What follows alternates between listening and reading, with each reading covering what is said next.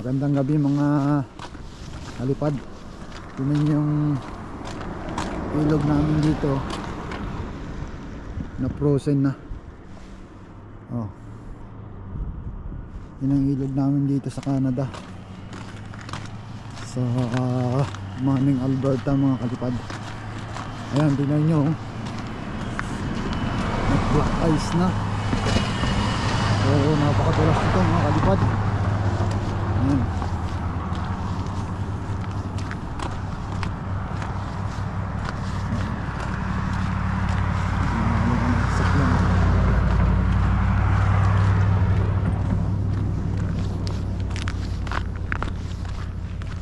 Appointment ko kasi ngayon mga kalipad, magpamasahe. Magpapamassage tayo mga kalipad. Lapit lang naman, naglakad na lang. Ayan, nagkabit nga po sila dyan ng pailaw.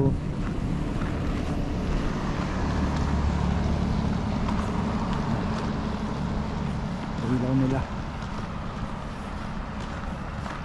Pasko na dito sa Canada talaga, oh. Ayan, pailaw sila dyan.